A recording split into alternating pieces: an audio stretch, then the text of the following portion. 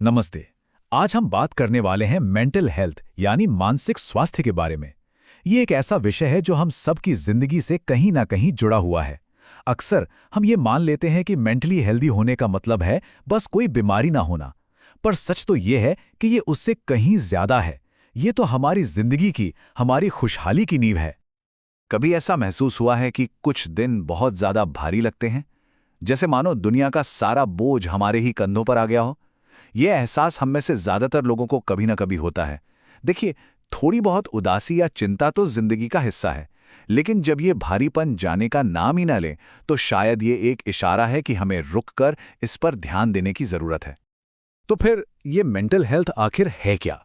World health organisation के मुताबिक ये सिर्फ बीमारी से बचना नहीं है, ये एक तरह की ताकत है।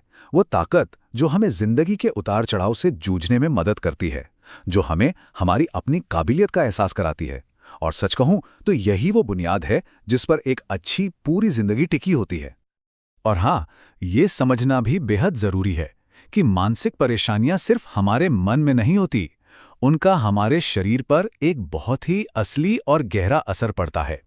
ये जो मन और शरीर का कनेक्शन है ना, इसे हम अक्सर नजरअंदाज कर देते हैं, पर हमारी पूरी सेहत के लिए ये बहुत ही अहम है। बात बिल्कुल सीधी सी है। जब हमारा मन किसी तनाव या स्ट्रेस में होता है, तो हमारा शरीर भी उसे महसूस करता है। वो हमारे अंदर की लड़ो या भागो वाली प्रतिक्रिया को चालू कर देता है। और अगर ये तनाव लंबे समय तक बना रहे, तो इसका सीधा असर हमारी फिजिकल हेल्थ पर पड़ने लगता है।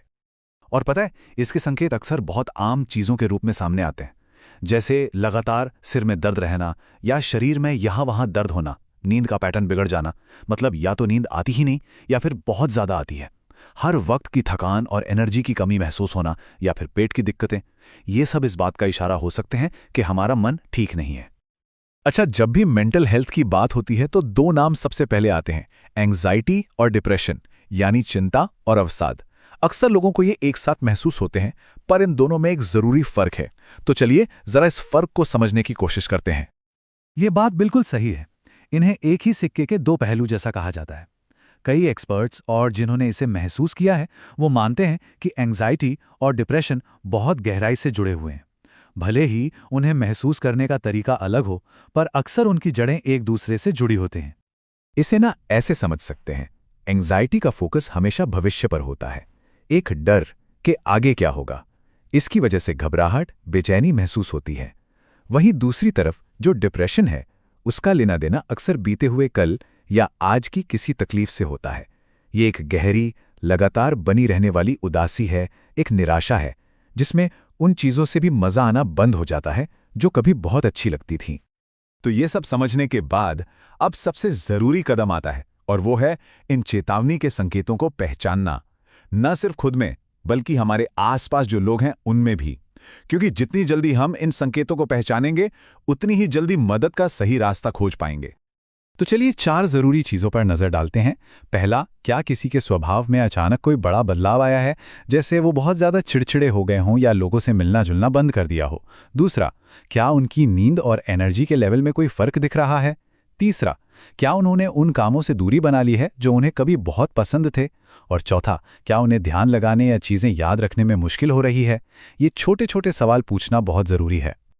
और अगर हम इन संकेतों को नजरअंदाज कर दें, तो नतीजा कितना गंभीर हो सकता है, ये आंकड़ा हमें बताता है। साल 2019 में भारत में सुसाइड रेट दुनिया के एवरेज से भी ज्यादा था। ये आंकड़ा हमें सोचने पे मजबूर करता है कि सही समय पर मदद मिलना कितना कितना जरूरी है। और ये बात और भी ज्यादा चिंताजनक हो जाती है जब हम देखते हैं कि भारत में 15 से 19 साल के युवाओं के लिए मौत का सबसे बड़ा कारण सुसाइड है। ये साफ बताता है कि मेंटल हेल्थ पर खुलकर बात करना और जिन्हें जरूरत है उन तक मदद पहुंचाना आज के समय की सबसे बड़ी जरूरत है। लेकिन इन सब मुश्किल बातों के बीच एक उम्मीद की किरण भी है, एक अच्छी खबर है। इन चुनौतियों के बावजूद ठीक होने का, बेहतर महसूस करने का एक साफ रास्ता मौजूद है। मदद उपलब्ध है और सही सपोर्ट के साथ हालात बिल्कुल बदल सकते हैं। तो चलिए देखते हैं कि वो रास्ता कैसा है। बेहतर महसूस करने की शुरुआत अक्सर बहुत छोटे छोटे प्रैक्टिकल कदमों से होती है। किसी ऐसे इंसान से बात करना जिस पे हम भरोसा करते हैं, ये अपने आप में एक बहुत बड़ी मदद हो सकती है। इसी तरह अच्छा और संतुलित खाना, थोड़ी बहुत एक्सरसाइज और सबसे ज़रूरी पूरी नींद लेना, ये वो चीज़ें हैं जो हमारे अपने कंट्रोल में हैं। अब देखिए, सपोर्ट कई तरह का होता है और ये जानना ज़रूरी है कि कब किस चीज़ की ज़रूरत है।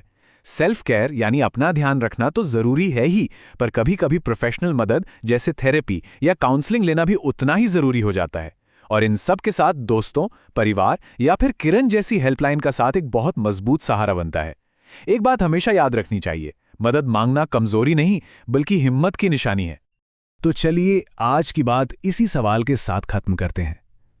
आज हम सब अपने मानसिक स्वास्थ्य के लिए कौन सा एक छोटा सा कदम उठा सकते हैं? शायद बस 5 मिनट के लिए टहलना, किसी पुराने दोस्त को फोन करना या फिर सिर्फ कुछ गहरी सांसें लेना।